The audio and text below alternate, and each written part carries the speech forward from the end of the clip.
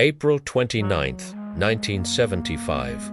Saigon is burning. The last American helicopters are leaving the embassy roof, and in the chaos below, a young nurse is about to make a promise that will bind her for a lifetime, a promise written not on paper, but in pearl ink and heartbreak. This is where our story begins. At the end of everything, the air in Challen tasted of smoke and despair. Sarah Mitchell, her Red Cross armband stained with dirt and what she tried not to think was blood, moved through the crowded orphanage courtyard like a ghost. Around her, 300 children, some crying, some eerily silent, were being tagged, checked, and lined up for what everyone was calling the last flight out, Operation Baby Lift. The name felt too clean for this ragged, heartbreaking exodus. Sister Marie-Thérèse, a French-Vietnamese, says that AJ, in the last week, gripped Sarah's arm. Thus, C-5A leaves in 2 hours. We have 47, more than the list. What do we do? Sarah looked at the extra children, the ones who'd been brought in through back gates as the city collapsed. A boy of about 5 held his baby sister, both staring with wide, empty eyes. We take them all, she said, her voice hoarse from days of shouting over mortar fire. We make room. That's when she saw him, an old Vietnamese man, standing perfectly still amidst the chaos like a stone in a rushing river. He wore traditional silk trousers and a white shirt, now smudged with soot. In his hand, he held a slender dark jade about the length of a ruler, sealed with wax. His eyes found hers across the courtyard, and he began moving toward her with a dignity that felt out of place, impossible. "Miss Nurse," he said in careful, formal French. "A moment, please." Sister Marie-Thérèse moved to intercept, but Sarah shook her head. There was something in the old man's face, a deep, weary calm. "I'm busy, sir." "The children. It is for the children that I come," he replied. He held out the jade tube. "This contains our soul, not the American soul, not the communist soul, our soul. The soul of this land, of my family, for 400 years. Sarah didn't reach for it. I can't take, you must." His eyes held hers. They were the color of old tea, and in them she saw intelligence, sorrow, and a flicker of fear he was mastering. They will burn everything, books, temples, history. This, he nodded to the tube, is written in a way they cannot burn. It is written to last. From his pocket, he produced a small silver clasp. Embedded in it was a single, luminous pearl the color of moonlight on water, from the Mekong, he said. "So you remember to return, not to a government, not to a museum, to a Nguyen who knows the taste of river pearls and the smell of inkstone." He pressed both the tube and the clasp into her hands. His fingers were cool, dry, trembling slightly. "My son, Min," he began, then stopped, closing his eyes briefly. "When him, they were waits bochi." He said you had a good heart, that you saw people, not sides. Sarah's breath caught. Min, Nguyen Van Min, the South Vietnamese interpreter, with the quiet smile who'd worked with the Red Cross for 3 months, who'd brought her sweet lotus tea when she was exhausted, who'd kissed her in the hidden garden behind the embassy one rain-swept night 2 months ago, who'd been killed 3 weeks back at a checkpoint mistaken for someone else, they said. "You're Min's father," she whispered. He nodded, "and you carry his child." The world narrowed to that single sentence. The noise of crying children, shouting soldiers, revving trucks all faded. She was 8 weeks pregnant. only Min had known. And now this stranger, his father, knew how. A father knew, et c'est simple en blood. This heritage, he touched the jade tube, is for the child. When the war inside ends, when hate becomes memory, return it. Teach the child what it means. A sudden mortar explosion rattled the building, closer this time. Plaster dust showered down. The children screamed. Sister Marie-Therese shouted, "Sarah, now we're loading."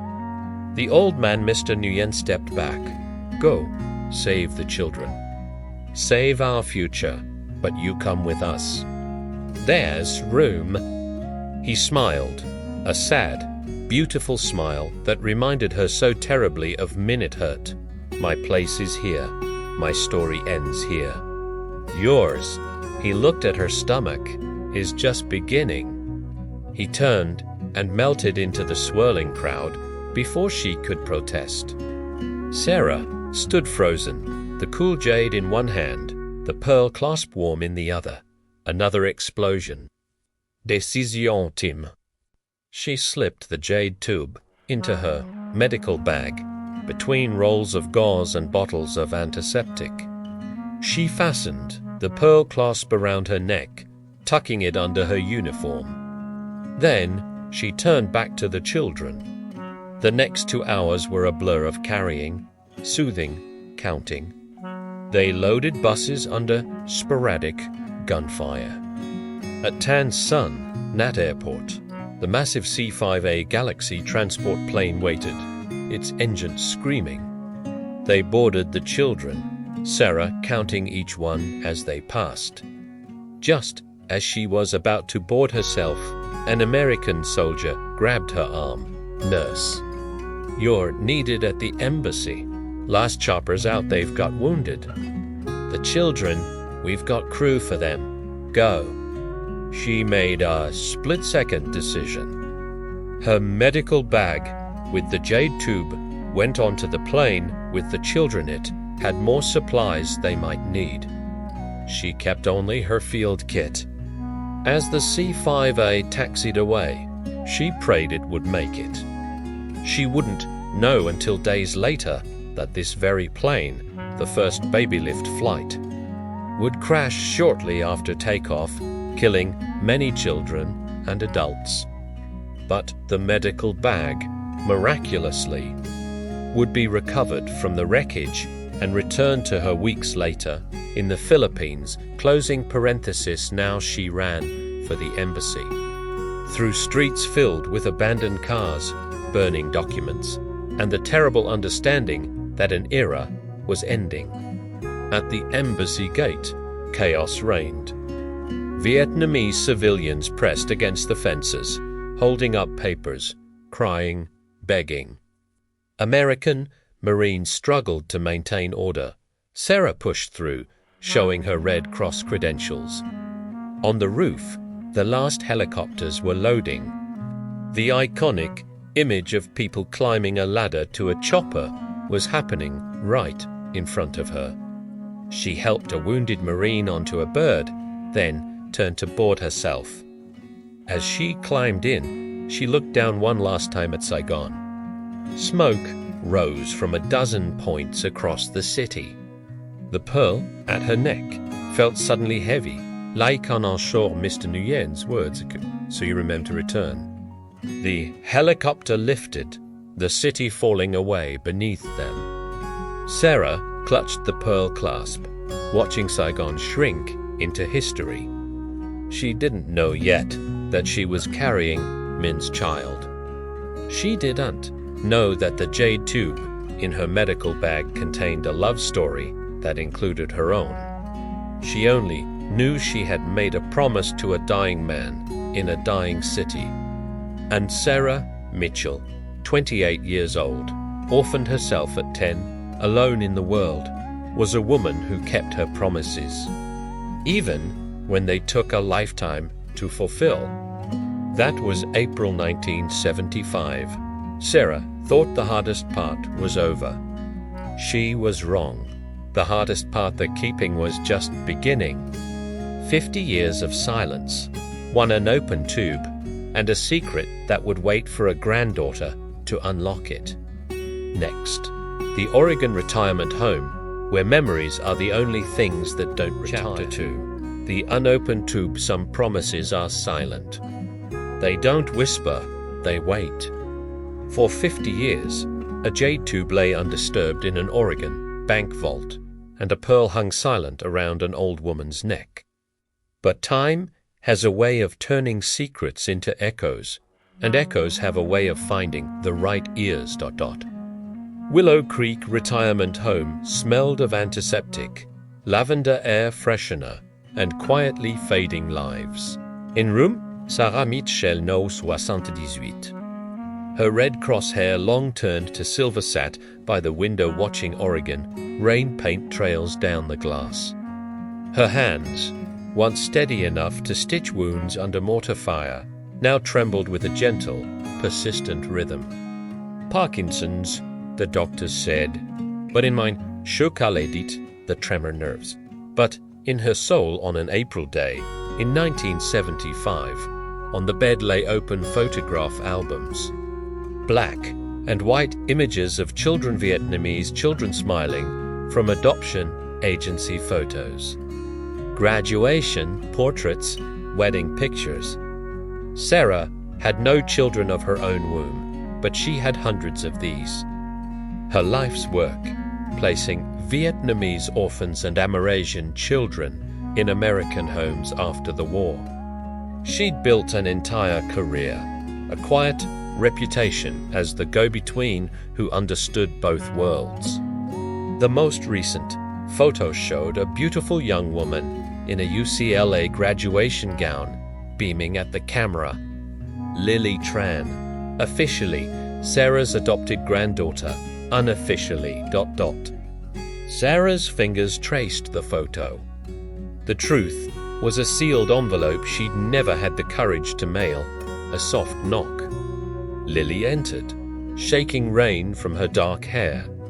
À 25, she was all vibrant energy against Sarah's quiet fade. Hey, Grandma, brought your favorite. She held a boundig bien sandwich.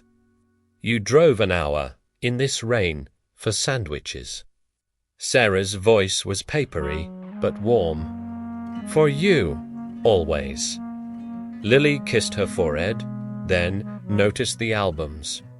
Going down memory lane again. Memory is the only country I can still visit without a passport, Sarah said, a line she'd used before. But today, it held a new weight. Lily sat, unpacking food. I finished digitizing the 1980s journals. Your handwriting was amazing back then, like TypeScript. Sarah watched her granddaughter her blood and felt the familiar ache. The secret was a stone in her stomach she'd carried for half a century, the jade tube in the bank. The pearl around her neck, always hidden under her clothes, Min's memory.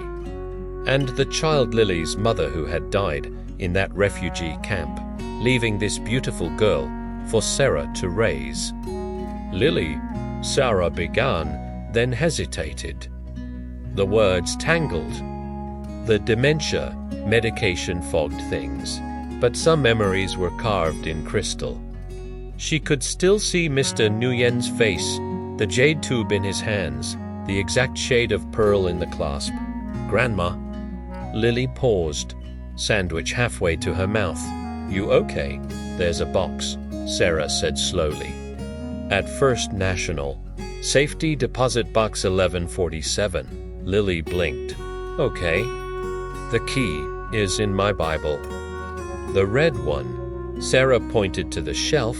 Bring it tomorrow. What's in the box? A promise. Sarah's eyes grew distant. And a debt. That night, the past came visiting in dreams. Not as nightmares, but as clear, vivid replays. Sarah was back in Cholon, the smell of jasmine and sewage, the sound of children crying, Mr. Nguyen's voice, when the war inside ends. She woke with a start, her hand going to the pearl under her nightgown. It felt warm, almost alive. The next morning, Lily arrived with the key. Sarah dressed carefully, choosing a blouse with a high neck to hide the pearl clasp. At the bank, the young manager was politely confused. "Mrs. Mitchell, you haven't accessed this box in 23 years. I remember," Sarah said, though she didn't. The years blurred. In the privacy room, Lily slid out the long metal box. Inside were 3 items. A sealed jade tube, dark green with a wax seal. A bundle of letters tied with faded ribbon. A small velvet pouch. Sarah touched the jade tube. Her hands shook badly now. "Open it," she whispered. "Grandma, are you sure it's been sealed for?" "Please."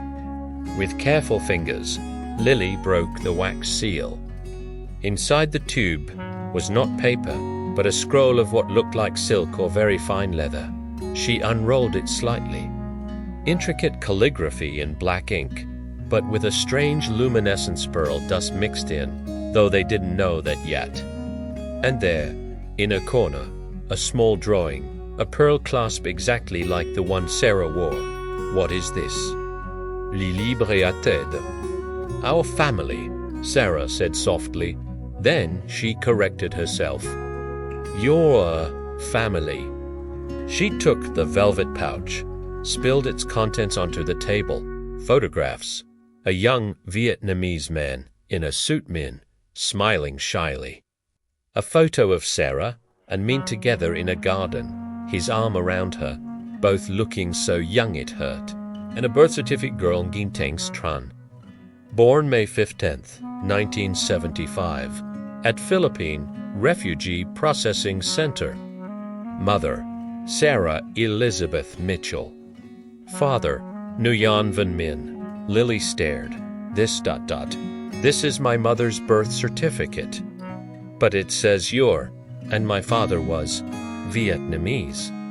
She looked from the photos to Sarah.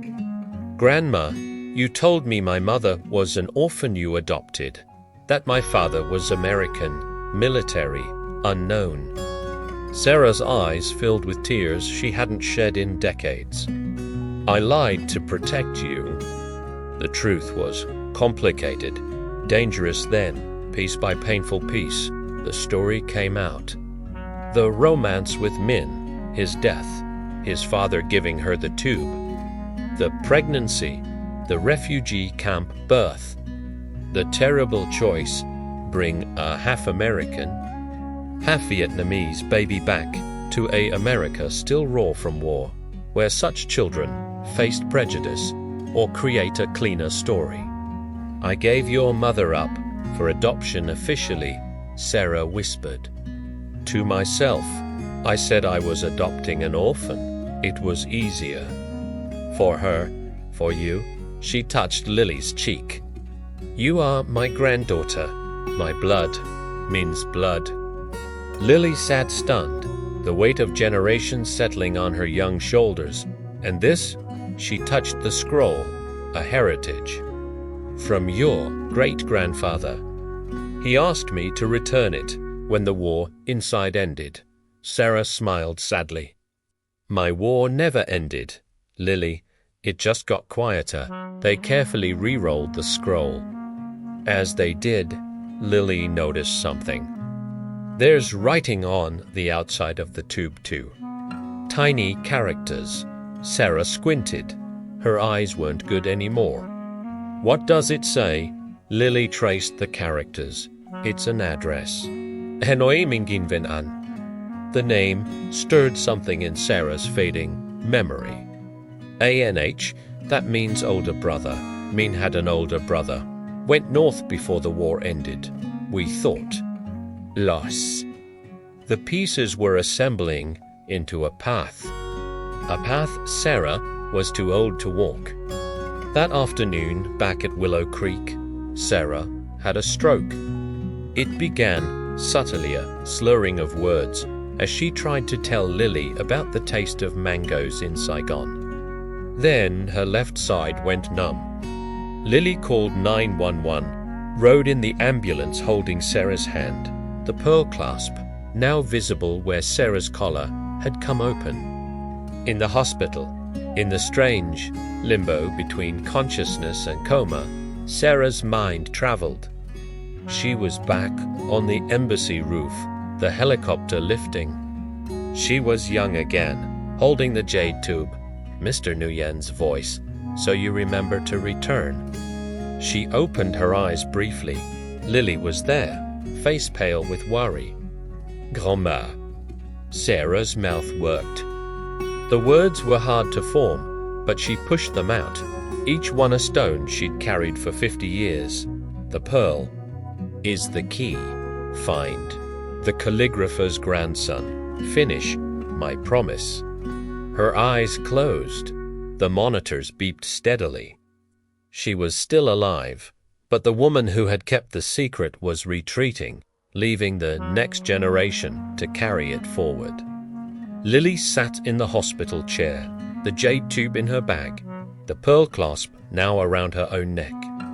She looked at her grandmother, the woman she'd known as her adoptive grandmother, now revealed as her biological grandmother, a war nurse, a keeper of impossible promises. Outside, the Oregon rain continued.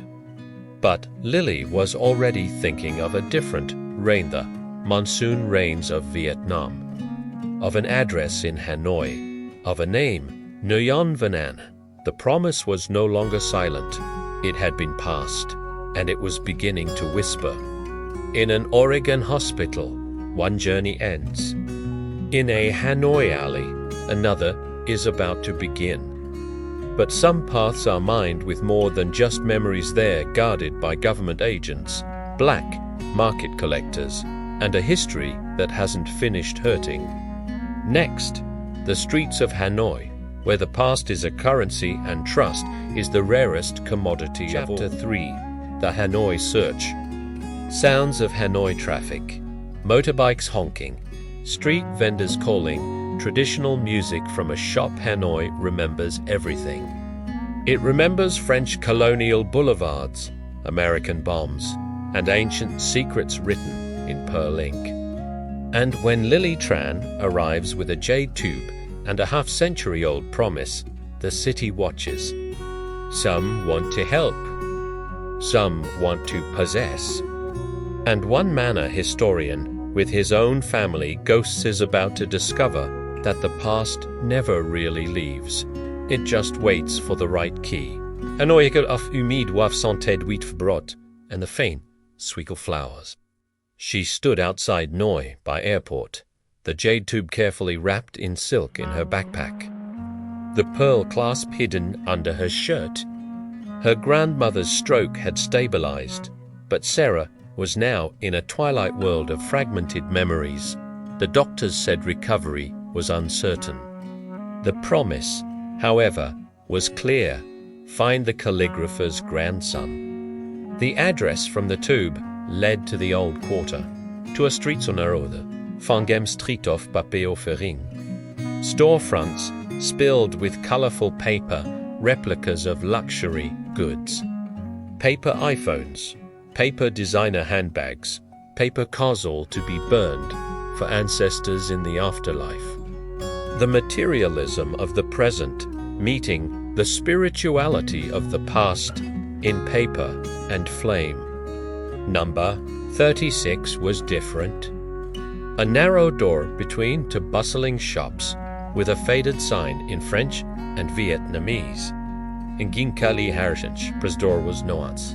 She tried, the handle stuck. An old woman from the neighboring paper goods shop watched her, eyes sharp behind thick glasses. You looking for Anne? She asked in Vietnamese.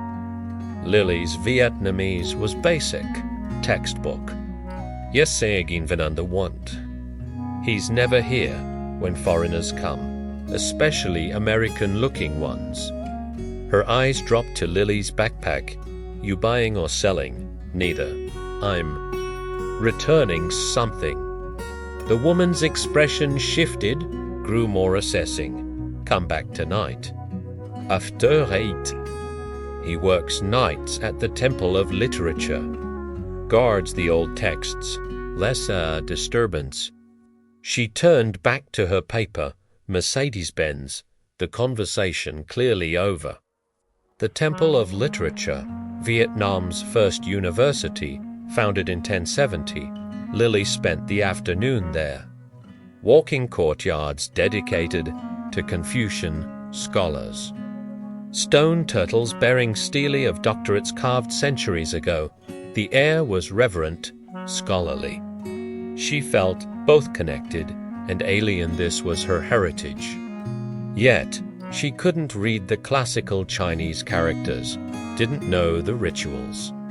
She was a ghost in her own history. As dusk fiels ruling.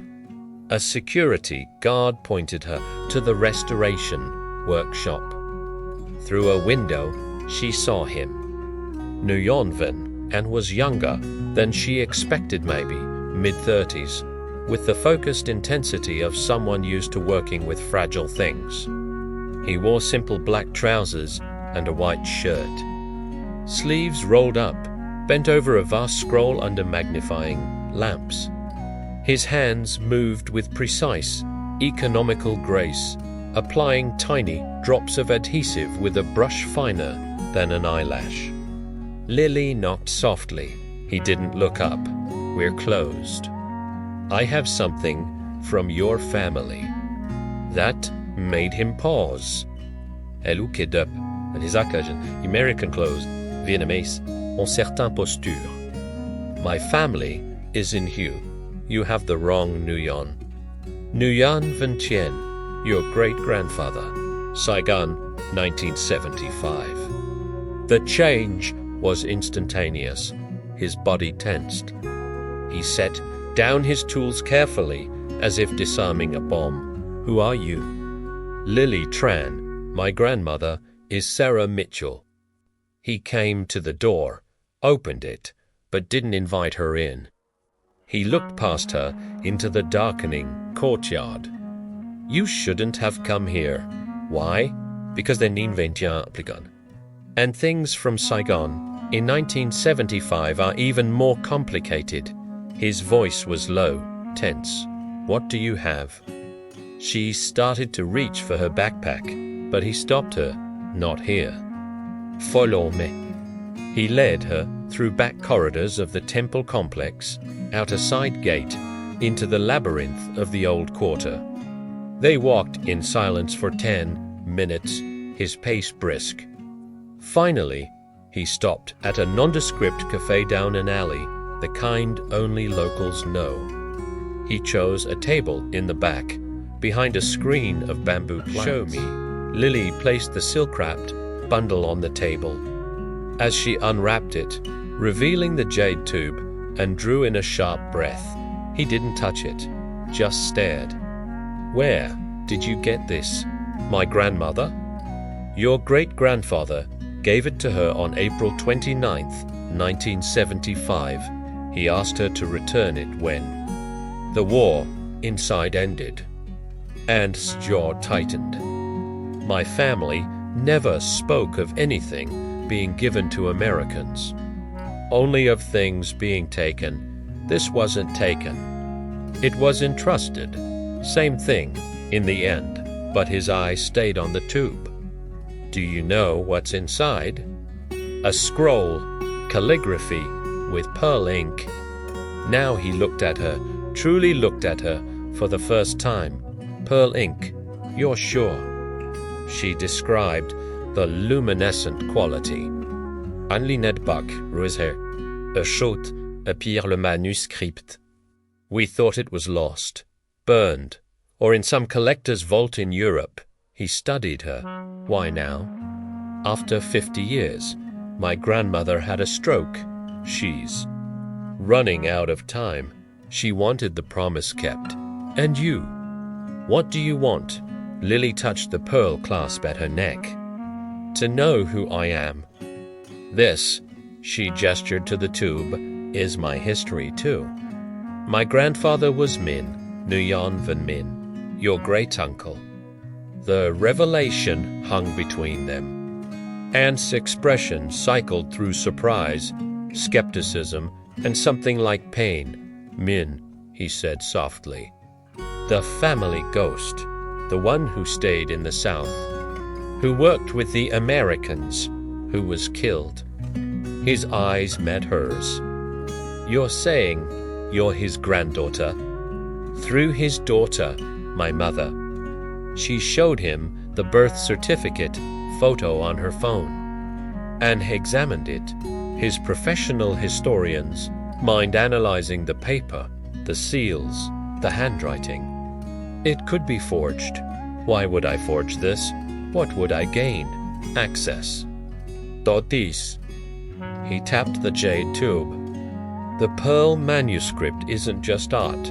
It's a national treasure, and it's become political. Explained.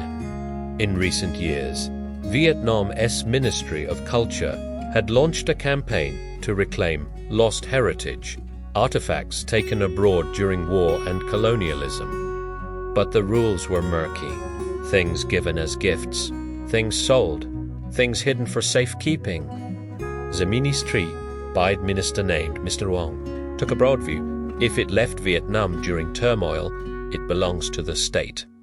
And if it contains pearl ink, and said, lowering his voice further, it's even more sensitive. That ink recipe, it's a lost chemical process, some ressenti bactérial, possibly mort. The government wants to study it, control it. So, if I take this to the ministry, they'll thank you politely, put it in a vault, and you'll never see it again. And they'll have questions about how you got it, about your grandmother, about a Red Cross nurse possibly smuggling cultural property. He leaned forward. You don't want their attention, Lily? Then what do? I promised my grandmother I'd return it to the family, and was silent for a long time. Outside, the sounds of Hanoi nightlife continued. Laughter, motorbikes, a distant karaoke bar. Finally, he spoke. There's a ceremony in Hue in 3 days. The death anniversary of my great-grandfather. The whole family will be there. If you're truly Min's blood, that's where you should bring it, where it can be received properly. Visa family not flicted, me get there. But Ant's expression was still guarded. I need to verify something first.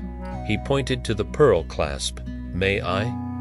Hesitantly, Lily unfastened it and took it, produced a small loop from his pocket, and examined the pearl under the cafe's dim light. He breathed on it, watched the surface, then took a tiny bottle of clear liquid from his bagger pH tester. He dabbed a minuscule drop on the pearl, watched the reaction. Mekong River pearl, natural, harvested the traditional way by diving, not farming. He handed it back. The family who harvests these pearls also does calligraphy. It's been that way for centuries. This, he touched the clasp, is a family signature. It checks out. So you believe me? I believe this belonged to my great-grandfather. The rest. He shrugged. We'll see in Hue. He agreed to travel with her. But as they left the cafe and paused, one more thing. You were followed here. Lily froze. Not what? Well. A man in a grey shirt. He's been to shops behind, since the temple. Probably ministry. Te watch me ark with tumin reserves. And guided her down a different alley. We'll lose him.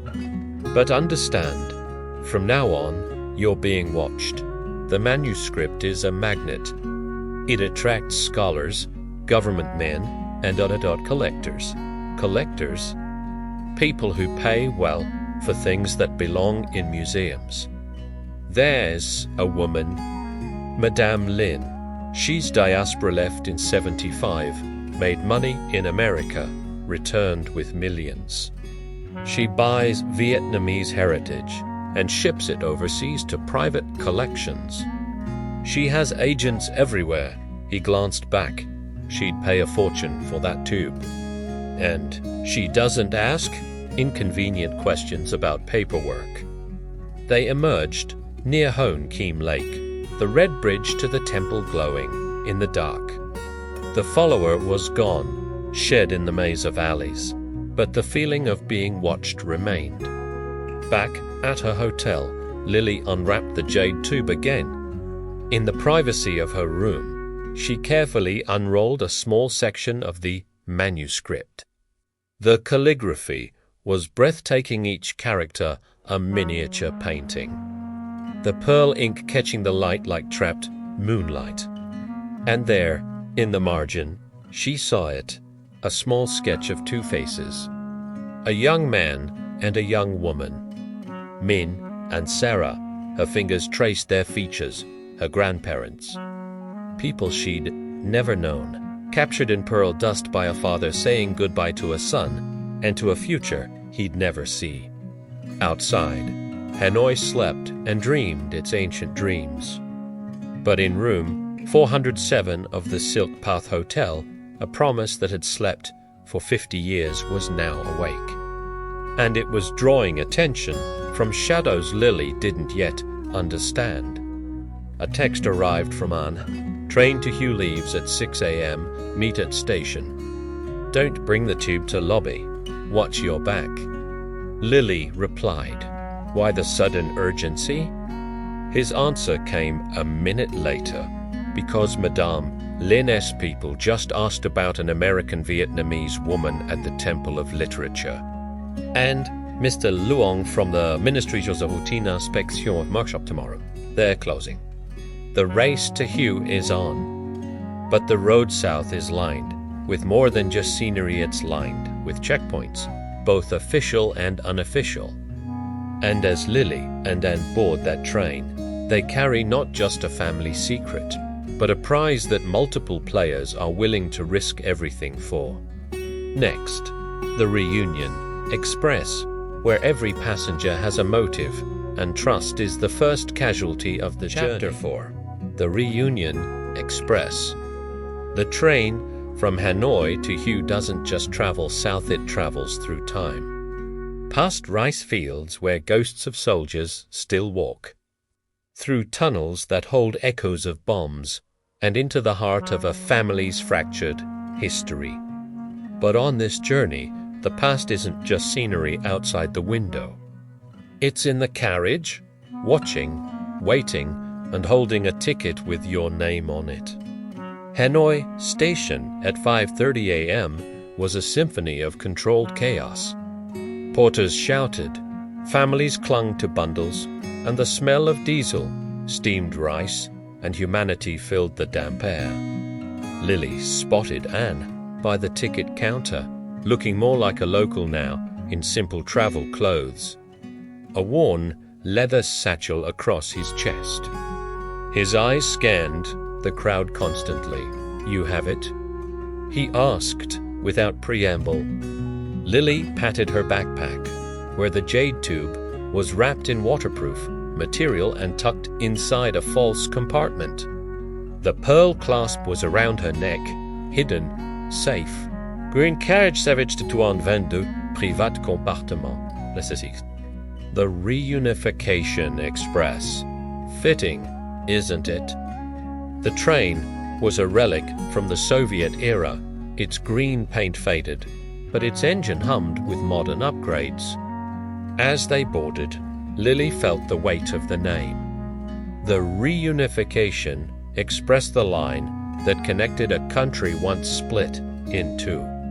She was literally traveling from the former north to the former south, retracing in hours a divide that had taken decades and millions of lives to bridge. Their compartment was small, to facing berths, a fold-down table, a window grimy with travel dust. Anne stowed his bag. Then, immediately drew the curtain across the corridor window. "We have 17 hours to hew," he said. "Sitting, use the time. Tell me everything. Start with your grandmother. What was she really like in 1975? As the train pulled out of Hanoi, rattling past the city's outskirts giving way to emerald rice paddies, Lily talked. She told him about Sarah's journals, the fear, the determination, the quiet love for men that seeped through even the most clinical entries. She described the photo of them in the garden. She recounted Sarah's stroke, the broken words, "The pearl is the key." A han liest to Ned's mind Catherine'sing. Occasionally, he'd ask a sharp question. Did she ever mention the wax seal on the tube being broken before? What exactly did my great-grandfather say about the war inside? Halfway through the morning, as the train climbed into the misty Annamite range and shared his own story. My grandfather Tien's son, Min's older brother, fled to Hanoi in 1973. He was a teacher, not a soldier. He thought the North represented order, independence from foreigners. He was wrong about many things. Ant's voice grew quiet. He spent 10 years in a re-education camp after the war anyway, for having a brother who collaborated. Our family was under suspicion for decades. We learned to be invisible, to keep our heritage quiet. The Pearl manuscript was a legend we whispered about, a treasure we assumed was lost or destroyed. To know it survived ... And with an American nurse, he shook his head. It changes the family narrative in ways some relatives may not welcome. Around noon, there was a knock on their compartment door. A uniformed conductor, flanked by 2 serious men in civilian clothes. "Travel documents, please." Anne handed over their tickets and IDs calmly. The civilian, men one young, one middle-aged, studied Lily's American passport with particular interest. "Purpose of travel to Hugh?" the older one asked in stiff English. "Tourism," Lily said, forcing a smile, "and family history." "Family?"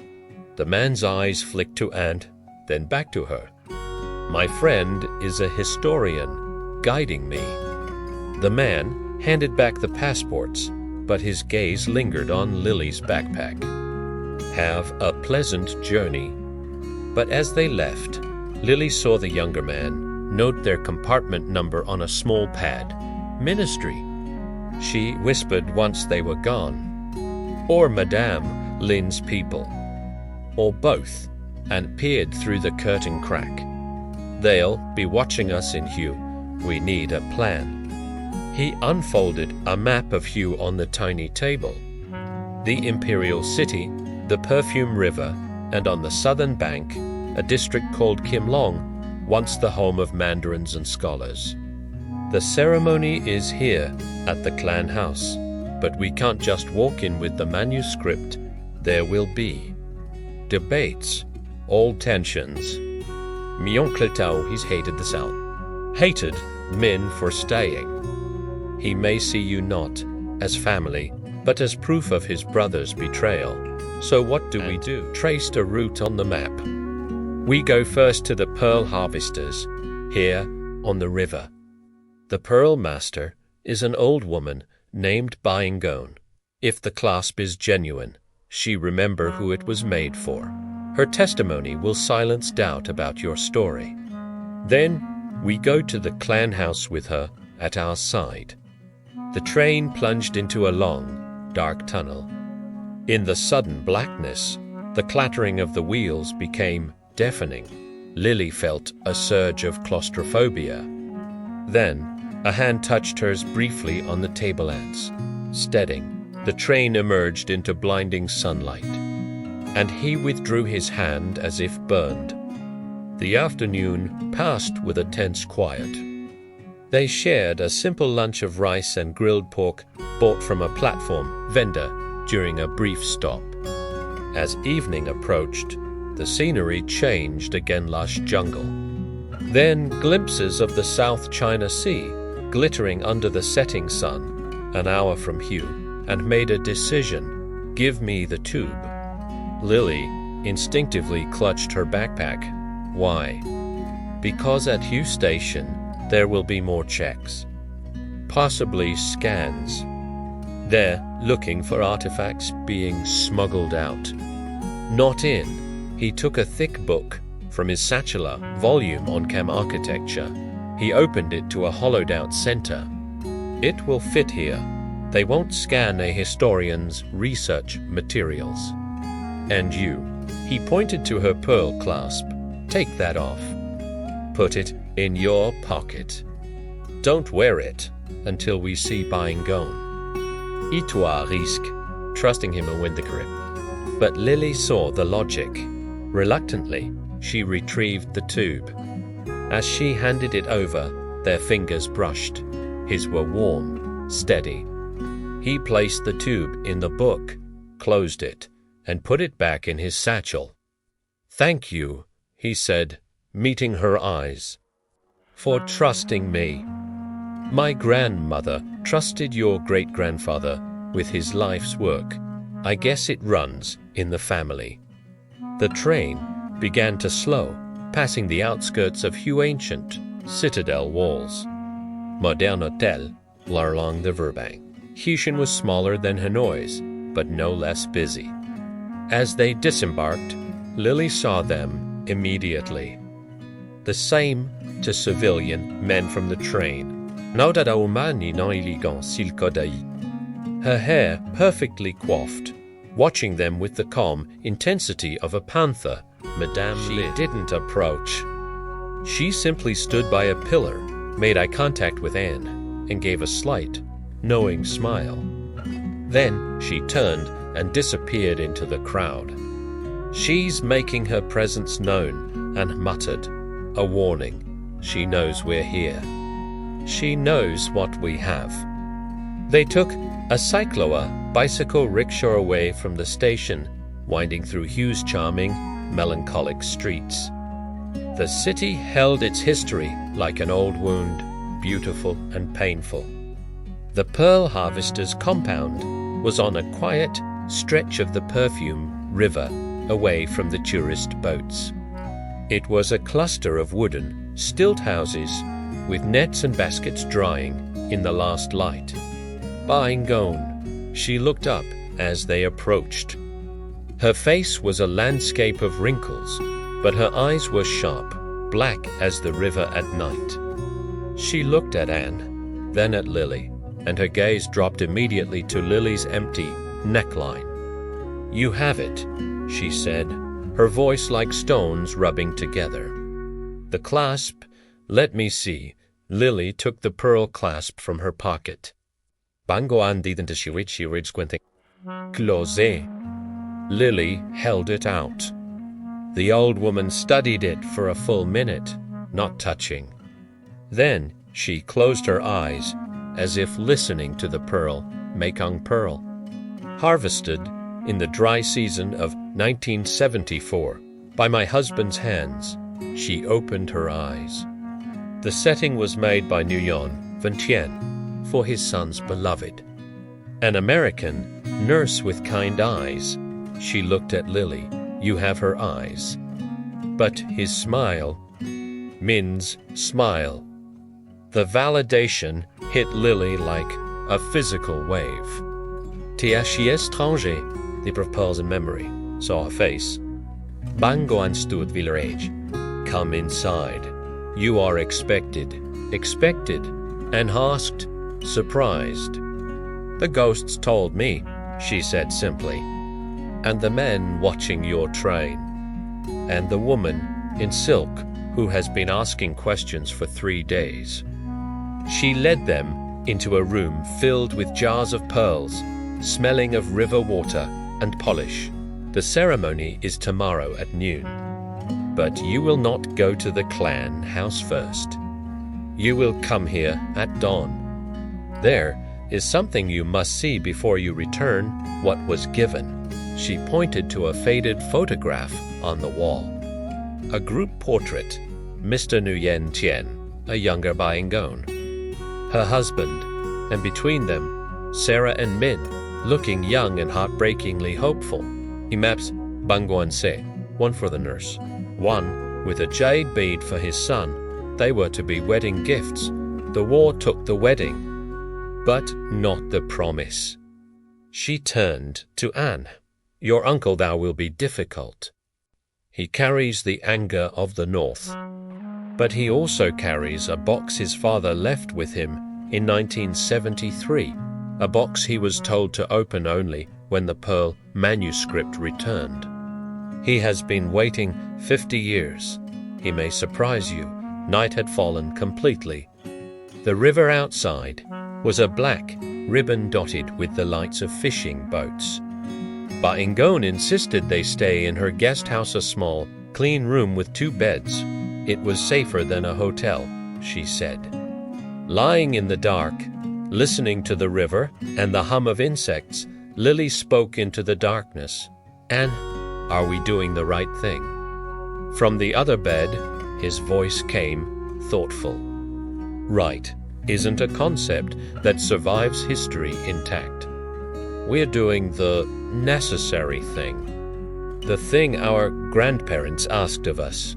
A pause. "My great-grandfather believed in cycles. That things lost return when the world is ready to receive them differently. Maybe that's what this is." No nodding beginning. Lily touched the pearl clasp on the knit stand. It felt cool, ancient, full of stories. She thought of Sarah in a hospital bed in Oregon, of Min in a grave somewhere outside Saigon, of Mr. Nguyen Tien in a crowded street in 1975, entrusting his soul to a foreign nurse. Tomorrow, the cycle would complete.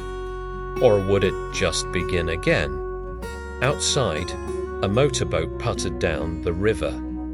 On its deck, watching the pearl harvester's house through night vision, binoculars, sat one of Madame Lin's agents. He spoke softly into a radio. "They're staying the night with the Pearl woman. The manuscript is definitely with them. The family ceremony is tomorrow noon. Do we intercept before or after?" The voice that crackled back was smooth, cultured, and utterly cold. It was Madame Lin. "After. Let the family have their moment. Let the emotions run high. Then, when they think it's over, when their guard is down, ... we take what's ours. Heritage belongs to those who value it most. And I value it more than sentiment." Dawn on the perfume, river, a family divided by history, united by a secret. A box unopened for 50 years. And a collector waiting in the wings, for whom this isn't a homecoming, but an acquisition. The ceremony will reveal more than just a manuscript. It will reveal who this family has become, and what they're willing to fight for. Next, the clan house, where ghosts are invited guests, and every truth has a price. Chapter 5. The clan house. In the quiet courtyard of a Hugh clan house, time doesn't move forward, it spirals. Ancestors are not gone. They sit in empty chairs, their names whispered with each ring of the bell. Today, a family fractured by war, geography, and ideology will gather. And a box, sealed for half a century, will finally be opened. But some boxes contain more than memories. They contain verdicts. Dawn on the perfume, river, was a watercolor of mist and murmured prayers. Baingone woke them with jasmine tea and a simple breakfast. Her old hands placed 2 items on the table, a small, worn velvet box and a black and white photograph. before you go to the clan house," she said, her voice grave. "You must see what true sacrifice looks like." She opened the velvet box. Inside lay a jade bead, carved into the shape of a lotus bud, on a broken silver chain, Min's clasp. He was wearing it when he was killed. A neighbor pulled it from the rubble, kept it, sent it to Tien years later. She pushed it toward Lily. "It belongs to you now." The pair is complete. Lily picked it up. The jade was cool, smooth. She imagined it around her grandfather's neck, a counterpart to Sarah's pearl, a promise of a future that never arrived. The photograph was more shocking. It showed Mr. Nguyen Tien not as the dignified elder Sarah remembered, but as a prisoner. He said in 1976 of the fall. He was thinner, his eyes hollow, but his posture was straight. On the table before him was a blank sheet of paper and a pen. A caption, written in French in faded ink on the back, read, "They wanted the ink recipe. He gave them only his silence." He was Bangoanse softly. The new officials knew of the Pearl manuscript. They wanted its secrets for the state. They thought if they broke the calligrapher, they could replicate the ink for propaganda, for prestige. He never spoke. He ate his rice, endured his beatings, and said nothing. They released him when he grew too sick to be useful.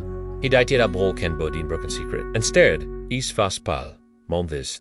Some stories are too heavy for the young. Your grandfather carried the shame of his father's imprisonment and the guilt of his brother's collaboration. He became a silent man. That silence, she gestured to the clan house down the river, became the family inheritance. She looked at them both. Today, you are not just returning paper and ink. You are breaking that silence. Be ready for what comes out. The clan house was a traditional N-H ring structure of dark, carved wood, nestled among frangipani trees. Beyond AM was filled with nuyendes old men with faces, women in crispodai children. The air hummed with low conversation and the scent of incense and anticipation. Uncle Thou, the eldest, stood at the ancestral altar. He was in his 70s, his face a mask of stern authority, his body lean and tense. He watched Lily and Anhenta with flinty eyes, and approached, bowing slightly. "Uncle, we have come for the death anniversary, and we bring a guest. Lily Tran, Min's granddaughter." A ripple went through the room. Whispers, stares. Thou's expression didn't change. Min had no children. He had a daughter with the American nurse, Sarah. Lily stepped forward, holding out the two clasps, the pearl and the jade lying together in her palm. "Your grandfather made these." Ba Ngone confirmed it. Thou's eyes dropped to the clasps. For a fleeting second, something softened a memory, a pain, then it was gone. "So, you are the reason for the box," and asked. Thou turned to the altar. From a locked cabinet below it, he withdrew a small, plain wooden box, sealed with wax imprinted with a Nguyen family seal. "My father gave me this in 1973 before I went north. He said, 'Keep this. Do not open it unless the pearl manuscript returns to our family. If it does, the person who brings it will need what is inside.'" He looked at Lily. "I have waited 50 years. I thought I would die before this moment." The ceremony began incense offerings, chanting of names, bows to the ancestors. Lily felt out of place, a specter at a family feast.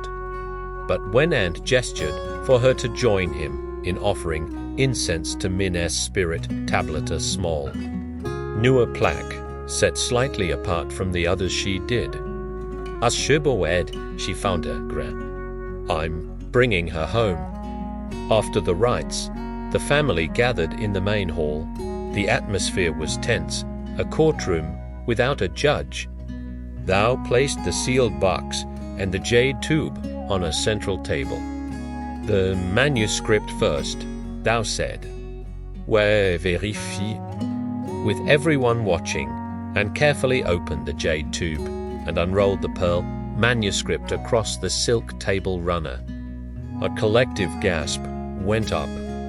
The calligraphy was breathtaking, the pearl ink shimmering under the hall's lights. It wasn't one document, but a tapestry, family genealogy, poetry, star charts, and medicinal herb diagrams all woven together. And the historian translated sections aloud. The ink is memory, the pearl is sacrifice, the paper is time. Together they are a bridge. He pointed to a chemical formula subtly integrated into a border design. This is part of the recipe. The pearl enzyme extraction process. Thou's stern facade finally cracked, replaced by a look of profound, weary reverence. He touched the edge of the scroll with a trembling finger. My father's hand, I would know it anywhere. Then he broke the wax seal on the wooden box. Inside were not documents, but 3 objects: a faded, embroidered silk pouch, a simple gold wedding band, a single sheet of rice paper, folded small. Thou opened the pouch. It contained a handful of uncultured Mekong pearls, the raw materials for the ink. The wedding band was plain, inside inscription in French: à Sarah, pour toujours migne. To Sarah, forever. It was the rice paper that held the shock. Thou unfolded it. It was a letter from Mr. Nguyen Chien to his family, written in 1973, predicting the future with chilling accuracy, and read it aloud, his voice growing thick. To my sons, thou and Min, and to all who come after, if you are reading this, the manuscript has returned. The war outside is over, but the war inside, the war of blame, of shame, of broken trust may still rage. I give this to you now. The fault was never yours. The division was not our choosing. We are a river with many branches, but one source. To the one who brings the manuscript home, you are family. Welcome them. The ink recipe is not for hoarding or for selling. It is for healing. Use it for that, or do not use it at all. My final work is not on this scroll. My final work is your unity. Your father, Nguyen went in silence, heavy, complete. In the back of the room, an old aunt began to weep quietly. Thou looked from the letter to Lily, his eyes glistening. The stern patriarch was gone. In his place stood an old man, burdened by a lifetime of held anger. All these years, he whispered, I thought he was ashamed of us, of me for leaving, of Min for staying. I thought this box contained his disappointment. He picked up the wedding band. He was planning a wedding. Even at the end, he believed in bridges. He walked to Lily, placed the wedding band in her hand, and closed her fingers over it. For your grandmother. A delayed gift. Then he did something that shocked the room. He bowed to her, slightly but deeply, a gesture of respect. Welcome home, grandniece. It was a moment of pure, hard-won grace. The clan house seemed to breathe a sigh held for 50 years. But grace, like peace, is fragile. The moment shattered with the sound of car doors slamming outside. Through the open doors, they saw 3 black SUVs blocking the lane. Men in suits emerged. And stepping out of the lead car, elegant and smiling like a dagger, was Madame Lin. She entered the clan house as if she owned it, her high heels clicking on the wooden floor. "What a beautiful family moment," she said in flawless Vietnamese. "I do hate to interrupt." Thou stepped forward, his authority returning. "This is a private ceremony. You are not welcome." "Oh, but matters of national heritage are everyone's business, aren't they?" She held up an official-looking document.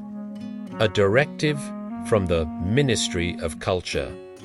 All newly discovered artifacts of significant cultural value must be registered and authenticated by state authorities immediately for protection.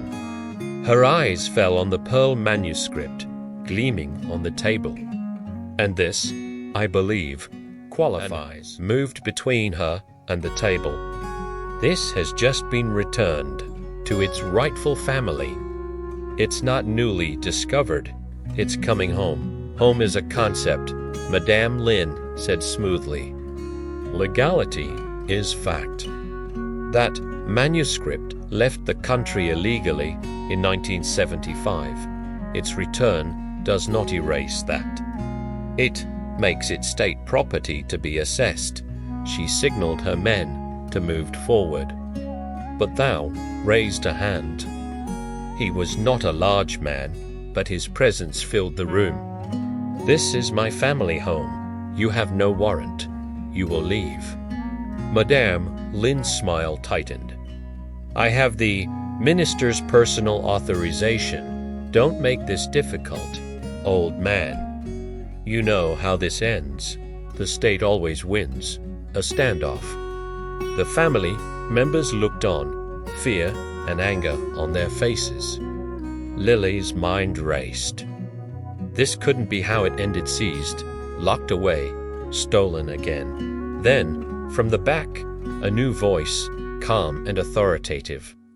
Actually, Minister Luong's authorization was conditional. On proof of illegal export. A man in a simple government tunic entered. It was Mr. Luong himself, the deputy minister, but he looked nothing like the bureaucrat they'd feared. "Ewa Older," Scarly and Madame Lin. He said, "Your petition to seize this artifact mentioned no living family, no original owner. It described a lost relic possibly smuggled by foreign agents. You failed to mention the receipt." He pointed to the wooden box, the letter, the wedding band. "This is not lost property. This is a family heirloom given in trust, now returned. The law is clear on this. Gifts given before 1975 are not subject to repatriation claims." Madame Lin's composure cracked. "Minister, the cultural significance, the ink, recipe, it belongs to the people." "It does," Mr. Luong agreed. "And the people, through their laws, have decided that some things belong first to families." He turned to Thou and bowed. "Uncle Thou, my father was in the camp with your father. He spoke of his integrity. The manuscript is yours." But he looked at the formula on the scroll. The knowledge within it, the chemical knowledge that could serve the people. May we propose a partnership? The family retains ownership. A state university team with family oversight studies the ink recipe for its potential medical applications. Profits, if any, are shared. It was a compromise. More than they'd hoped for. Thou looked at Anne, at Lily, then at the family. He nodded slowly, with oversight, with respect. Madame Lin, defeated, spun on her heel and left, her men following. The storm had passed. As the family celebrated, Mr. Luong approached Lily. "Your grandmother is Sarah Mitchell?" At her nod, he smiled sadly. "My father was the camp commandant who interrogated Nguyen Van Tin. He came to admire him immensely. He said the old calligrapher's silence was the most eloquent thing he'd ever witnessed. He made my father question everything. He handed Lily a card. When she is well enough, tell her a former enemy says her promise mattered. It healed more than she knows." Evening fell. The manuscript was carefully re-rolled and placed in a new, secure case in the clan house altar. The family shared a meal, the mood now joyful, liberated. Lily sat between Anne and Thou, feeling a sense of belonging she'd never known. Later, under a moonlit frangipani tree, and found her. "You did it. You finished the circle." "We did," she corrected. She held up the 2 clasps pearl, and Jade then fastened the jade one around her own neck, keeping the pearl for Sarah. "Now there's one more circle to close." She looked north, toward Oregon, toward a hospital room where an old woman waited for news. The war inside was ending, and it was time to go home. The manuscript is safe, the family is whole, but run back to Oregon. Back to her bedside, back to the woman who started it all. Some promises end with a return, others end with a goodbye. And the most important ones end with a new beginning. Next, the Oregon goodbye, where endings and beginnings are written in the same Chapter 6. The Oregon goodbye. Some journeys span oceans. Others span a lifetime. In a quiet Oregon room, smelling of medicine and memory, 2 women, one at the end of her story. One at the beginning prepare for the final transfer of a promise, but true endings are just legacies changing hands. And the last chapter is never really the last. The rain in Oregon was a gentle, persistent companion, washing the world in shades of gray and green. Willow Creek, retirement home, felt different to Lily now. Before, it had been a place of slow decline. Now, it felt like a sacred anteroom, space between the end of one story and the beginning of another. Sarah was propped up in bed, thinner, paler, but her eyes held a new clarity. The stroke had stolen much of her speech and movement, but not her presence. She watched the door, waiting. When Lily entered, Sarah's eyes lit up, tracking her granddaughter's movement to the chair by the bed. "Hi, Grandma," Lily said softly, taking Sarah's frail hand. "I'm back." Sarah's fingers squeezed weakly. Her mouth worked, forming a silent word. "Well?" "Fromerbag." Lily brought out her photo. The clan house in Hue, the pearl manuscript unrolled on the silk runner. Uncle Thou, his stern face softened. And, standing proudly beside the altar, Baingon holding the 2 clasps. And finally, a video Thou, speaking in Vietnamese. With Lily's voiceover translation, tell Sarah, Mitchell the Nguyen family thanks her. Her promise kept our soul alive. Tears, slow and quiet, traced paths down Sarah's wrinkled cheeks. She pointed a trembling finger at a photo of the manuscript. "It's safe, Grandma, it's home. The family has it. And the government has agreed they'll study the ink recipe for medicine, but the manuscript itself stays with the Nguyens. Forever." Sarah closed her eyes, a deep sigh escaping her. It wasn't a sigh of exhaustion, but of release. A weight held for 50 years, finally laid down. Then she pointed to Lily's neck. Lily was wearing the jade lotus clasp. Sarah's eyebrows raised in a question. Lily unfastened it, then took the pearl clasp from her pocket. She placed both in Sarah's open palm. Sarah's fingers, clumsy but determined, tried to fasten the pearl clasp around Lily's wrist like a bracelet. She couldn't manage the clasp. "Let me, Grandma." Lily helped, securing the cool pearl against her own wrist.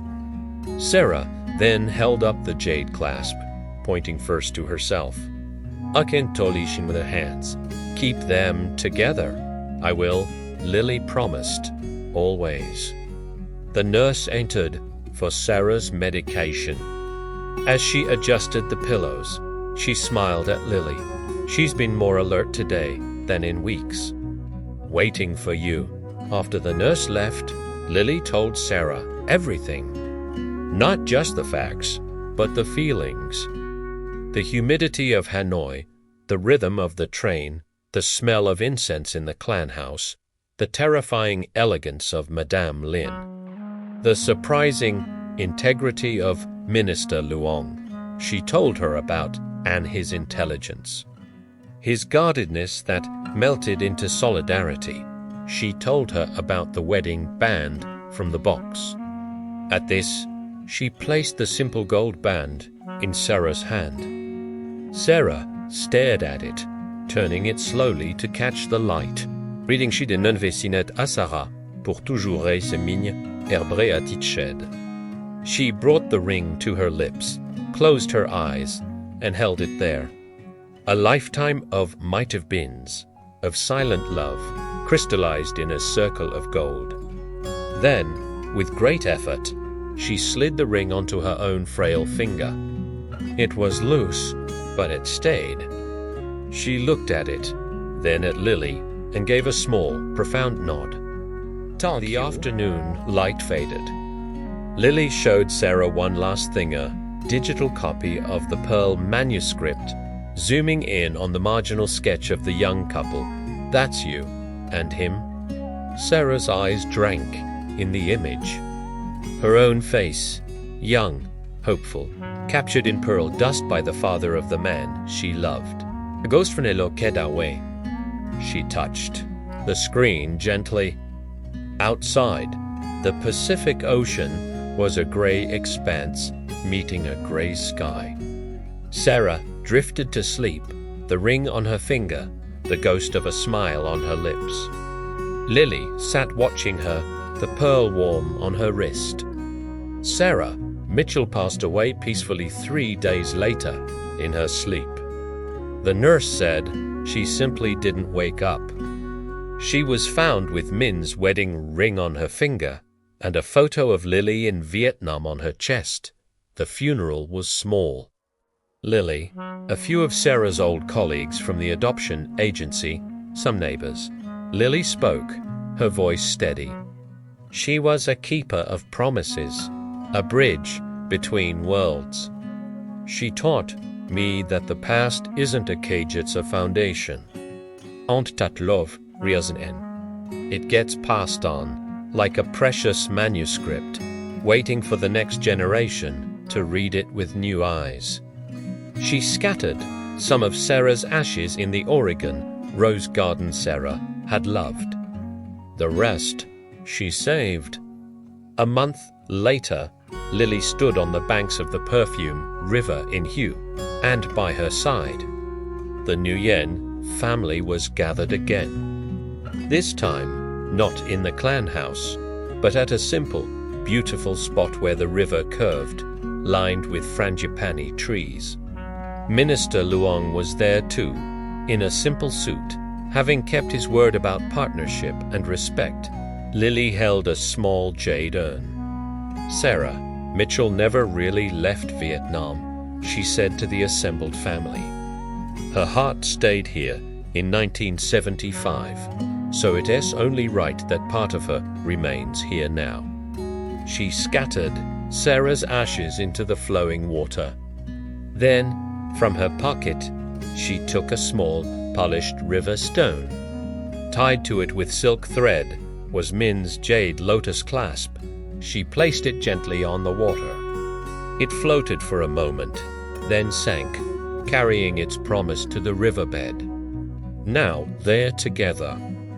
Thou said, his voice gruff with emotion, in the water that gives us pearls, and the land that holds our memory. After the ceremony, and walked with Lily along the riverbank. What will you do now? He asked. Go back to America. Lily looked at the water, then at him. I don't know. My life is there. But my story is here. She paused. Minister, Luong offered me a position. Liaison for the joint research project on the Pearl Ink. Helping coordinate between the university here and potential international partners. It would mean living here part of the year. And the other part, Oregon, managing my grandmother's estate. Finishing my degree, but maybe with a different thesis topic. The material culture of memory, Pearl Ink, and post-war reconciliation. She smiled. What about you? The Temple of Literature has approved a new winger, Living Heritage Center. I'll be the curator. We'll display replicas of the manuscript, demonstrate the ink-making process, tell the whole story. He met her gaze. It would be a better story with your perspective in it. They had reached the pearl harvester's compound. Baingon was waiting on the porch. She held out her hand.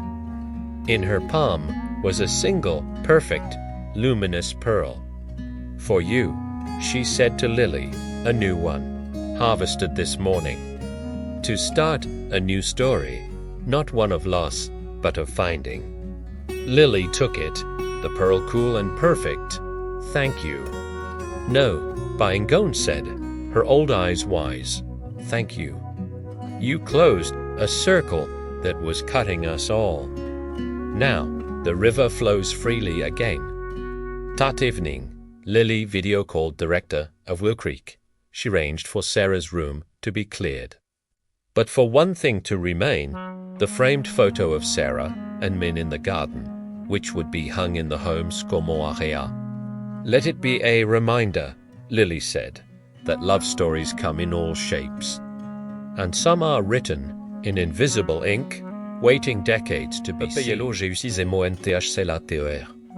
The Pearl Ink Research Initiative Laboratory at Hugh University was bright and modern.